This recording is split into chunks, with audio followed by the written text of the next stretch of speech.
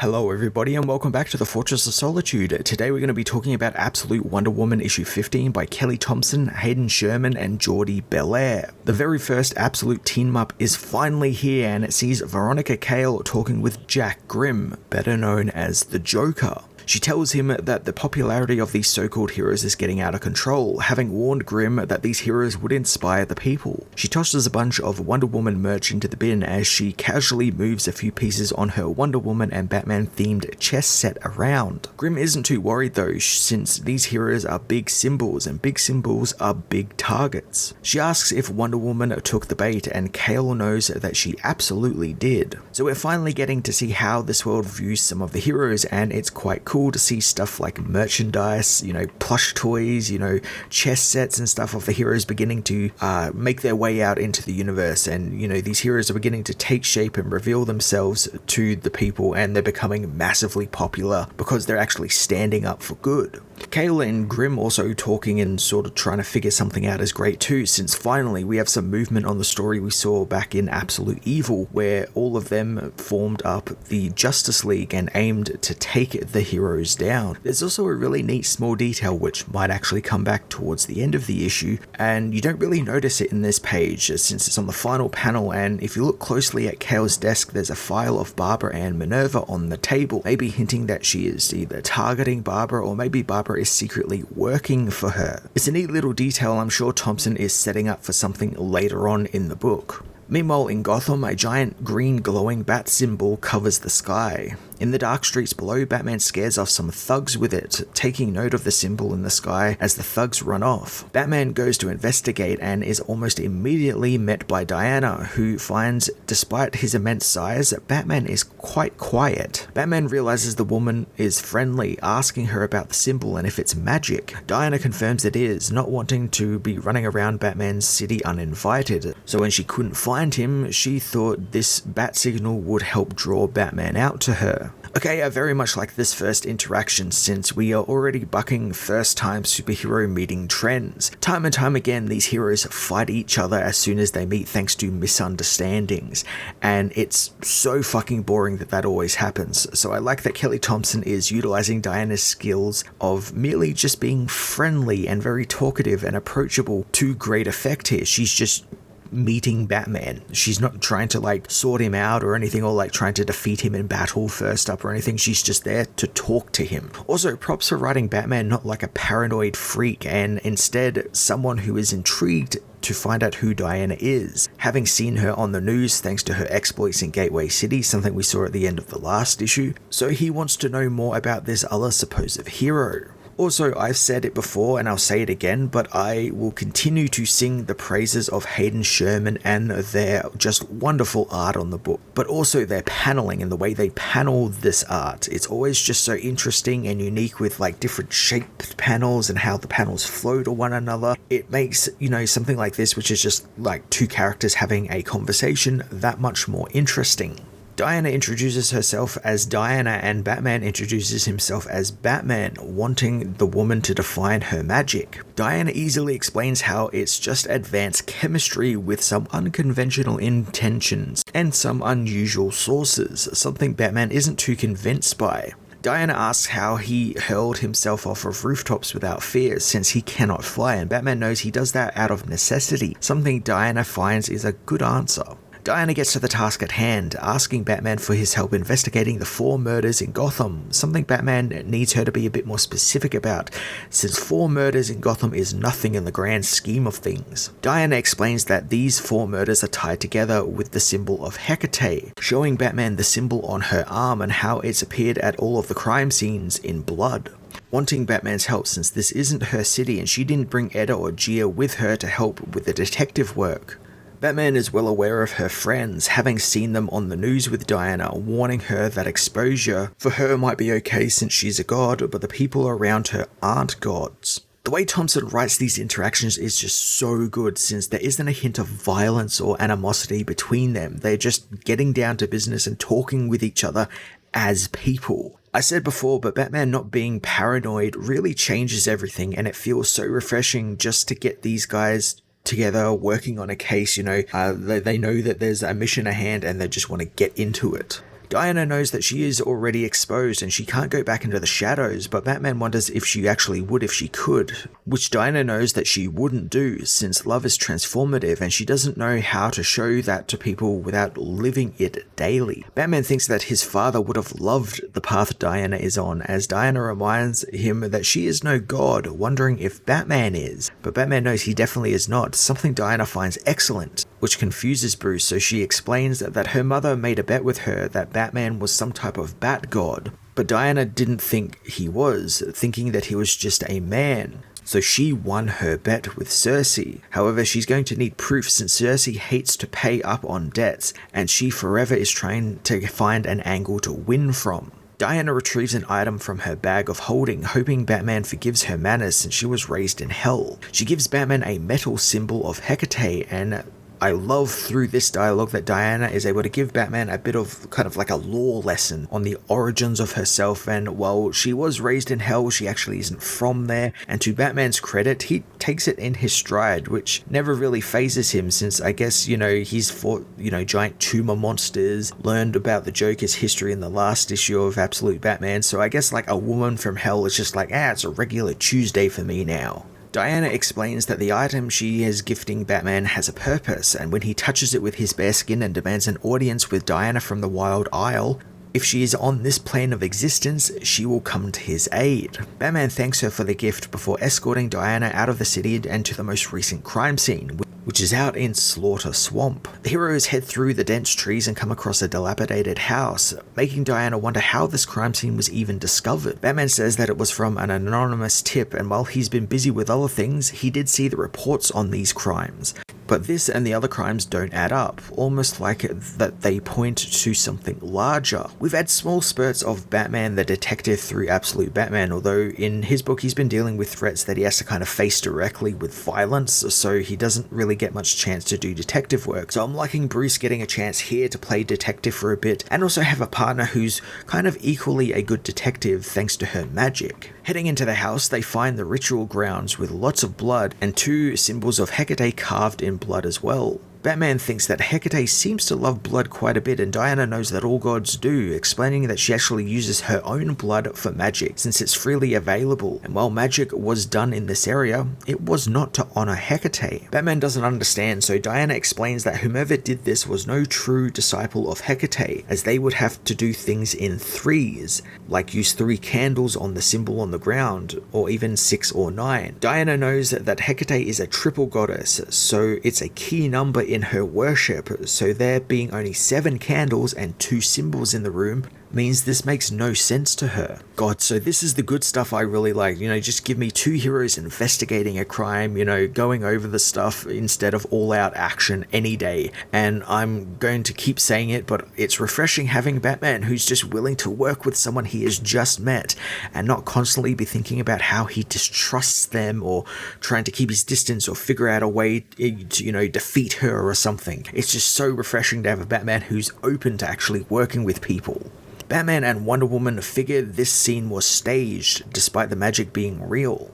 Speaking of the magic, Diana tries to deduce what was actually being done there, since none of the leftover ingredients or symbols make any sense for a disciple of Hecate to use. She asks if the organs from the body were missing, learning from Batman that a liver was taken from this body, and from the other victims, a heart, lungs, and stomach were taken. Diana comes to the conclusion that someone is trying to build an Anthroparion, a type of golem being that can be remotely controlled. She still wonders why they are pretending that this was all related to Hecate though, and Batman knows it's quite simple. It was to draw Diana out. So if it wasn't obvious, this is the bait that Kale and Grimm were talking about at the start of the issue, and I wonder if it was to draw 2 of these heroes together to see how they interact, and what their dynamic would be if they were indeed brought together in a team. Maybe they thought that they would fight each other and not work well together and kind of sort themselves out, and the villains are just kind of collecting data on them. Diana wants to see what the other murder sites look like, but Batman wants to be more proactive, having found something in the case files which point to an abandoned church across the swamp.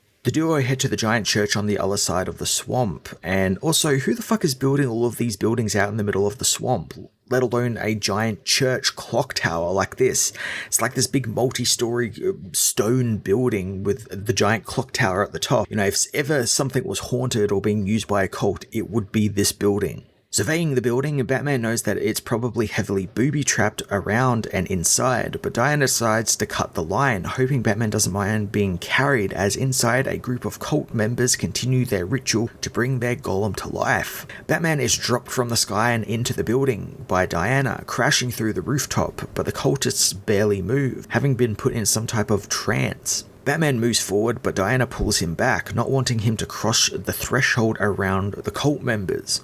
One of the cultists motions with their hands, causing Batman and Wonder Woman to be slammed hard into the ground, meaning that they've crossed the threshold. The book continues this interesting thing Thompson has been doing with Diana, where we really kind of figure out what's going on in her plots really quickly. She's very, smart in that way, in that she figures out something is amiss very early on, and that's what continues here. And she carefully puts herself in a situation that she can sort of sort out the problem. We know she's got the knowledge with it, so she continues along the path of like, oh, this is definitely a trap. Well, I know it's a trap, so I'm just going to carefully head on into it just to see what's going on. We saw it in the last arc where she figured out really early that she was fighting an inverse of herself, and here her and Batman know all of this is some false flag operation, and so they are moving through it to see what's going to happen and who's behind it. It's a great inverse of where a story like this would go, where I can imagine a scenario where they'd find that first murder scene, they'd go back to look over the information, maybe have some sort of fight between each other, like an argument or something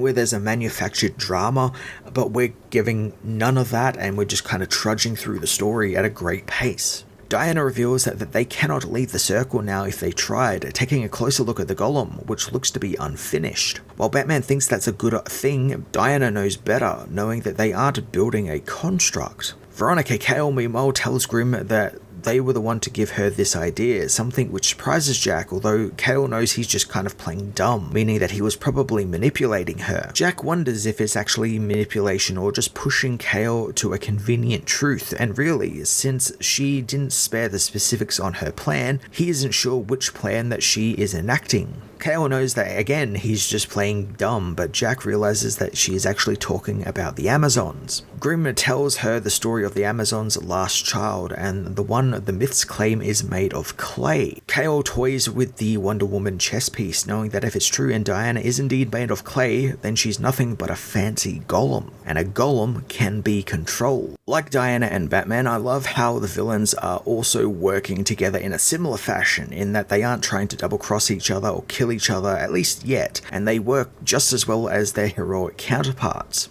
There is obviously still that air of manipulation, especially from Jack, who seems to be sort of pushing Cale in the direction he wants her to go, but seeing them work together so well is really great and a little scary as well. Like, the villains are insanely competent in this absolute universe. They're not just in control because Darkseid took over the universe and, he's a villain, so the villains are in control. The villains are actually competent as well. Back in the church, Diana feels something overcome her, telling Batman that they aren't making a golem, they are trying to control her. She screams for Batman to run as a darkness begins to overtake her, but before it fully envelopes her, she decides to even the playing field for Batman, deleting her magical arm off of her body. Batman leaps down the clock tower, but the controlled Diana is almost immediately on him, grabbing him and taking him back up to the ritual site. I quite like that Diana gave herself a small handicap to ensure Batman would have some sort of fighting chance, effectively tying one hand behind her back so Batman can at least fight back in some regard. Batman uses his cape to swing around the clock tower, hanging upside down as he tries to get through to Diana and snap her out of control. I like how much that Thompson is making Batman hang upside down like a bat. She did it at the start of the issue and now he's doing it here with the cape. It's kind of cool seeing that because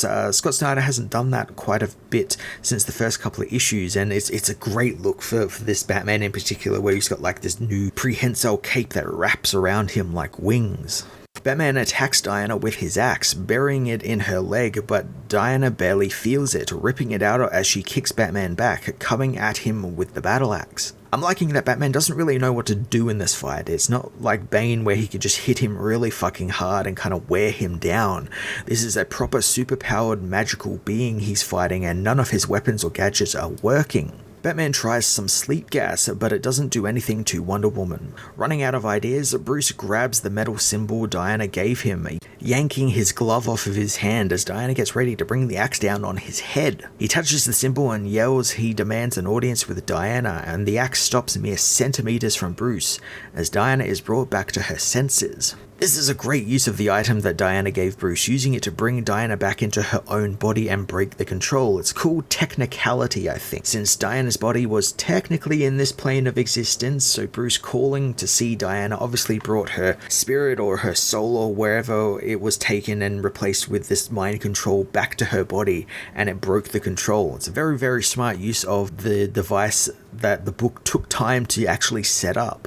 Diana knows that for the control spell to work, it would have needed her hair and blood, something that she doesn't offer up to anyone, so it would have to be someone quite connected.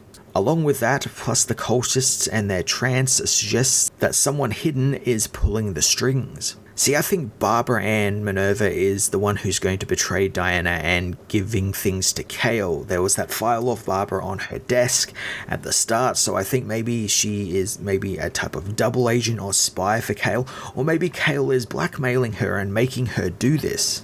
Either way, I think there is going to be some sort of drama happening between Barbara and Diana in the coming issues.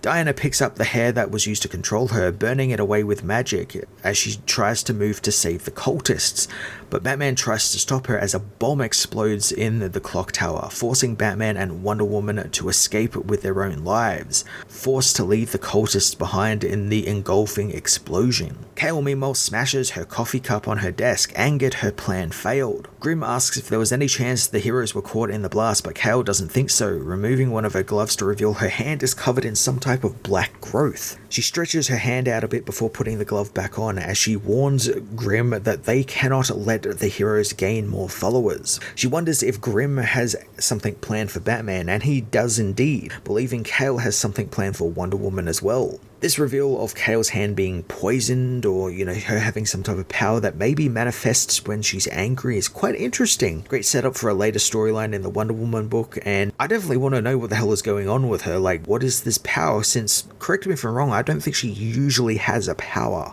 Since she's usually seen as Wonder Woman's Lex Luthor type villain, the smart genius businessman. So that's an interesting new development for Veronica. I'm interested to see what that type of power is. Outside the burning church, Batman figures that this was a trap for both of them, making Wonder Woman want to know who would want to kill them both. Batman actually has a fucking joke in this part here where he mentions that he actually has a list of the people who want him dead. He just left it in his other pants. Batman asks if Diana really is a golem and if she was able to be controlled like that, but she explains that she isn't, but the magic and her unconventional nature of her birth seem to leave her open to some attacks like that, it seems. Getting up, Diana presents Batman with a jump drive, explaining that when she freed a government scientist from a maze, they gave her a drive containing information about them all. Batman realizes that she's actually talking about the Superman he has seen, but Diana knows it's him and a few others who all have files on the jump drive. So this is great. Batman is now going to be made aware of all of the heroes, much like how Diana was, and it's kind of each of these books is starting to open up more to the larger world. I do hope though that this isn't him being put on a path where he can make contingencies for these people like Batmans usually do. Although from what we've seen in this issue and what I have seen in the next Absolute Batman issue, since I've already read that one, I don't think that's where that's headed. I think he's going to be a bit more open to working with people, as we've seen through Absolute Batman. He's absolutely open to working with people like Harley Quinn and Killer Croc and all of his friends and family, and having them be part of his life as Batman. So it's safe to say that that's also going to apply for people like Superman, probably Green Lantern, Flash, Martian Manhunter, whoever else. It soon begins to snow, capturing Diana's attention as she's never really seen snow up close, and while she's been on mountaintops and read about it, she's never felt the snow on her face or heard the silence that it brings. She wonders what perfect magic this is, and Bruce knows it's not magic, it's just science. Diana thinks that those two things aren't as far apart as as they think, and she believes that they're going to be great friends, hoping one day Batman will tell her his name, but Batman suspects she already knows it. Diana does, however she knows that it's not hers to take, it is only Batman's to give. Batman wants her to say it, so Diana reveals that she knows he's Bruce Wayne, wondering if they should make friends with the Superman as well, since they are going to need a lot of friends if they are to save the world. So again, I just want to point out Hayden Sherman's paneling in this part. They do this fantastic thing here where the heroes here are talking about Superman, and the panel that they are in is in the shape of Superman's House of L crest. It's just a neat little paneling that you didn't need to do, Hayden, but it's just so fucking cool that you did. I absolutely adore when you do stuff like this. It's just so much fun seeing how creative they are being with the paneling and just the art in general across this entire book. Diana takes her leave, hoping that Hecate will provide Bruce with protection and for those who he loves, which actually makes Batman smile as he wishes Diana a happy holiday. Man, this was just such a lovely ending to the heroes' first team up. Again, I adore that there was no big conflict between them, like Batman didn't come off as standoffish or paranoid, there wasn't a manufactured drama. He actually, enjoyed the team up and actually cracked a few jokes. We also seeing the beginning of the formation of the Trinity there, thanks to Diana wanting to meet with Superman, which is no doubtly going to be coming up in an Absolute Superman issue at some point, and I cannot wait for that. Absolute Wonder Woman issue 15 was an excellent first team up for the Absolute Universe. I cannot tell you how refreshing it was to actually see these heroes meet, agree to work together, and do just that. None of the usual Batman paranoia stuff that often bogs down team ups like this, or has that thing where he makes a contingency for Diana, or is forced to argue with her about something. As I said before, it's manufactured drama, and that book has none of that. Bruce and Diana's dynamic was on point this issue, and their exploration of the larger world and things that await outside of their respective cities is just great, and the hints at the other team-ups were just excellent, and I cannot wait to see where that leads. I am going to give this issue a 9.5 out of 10.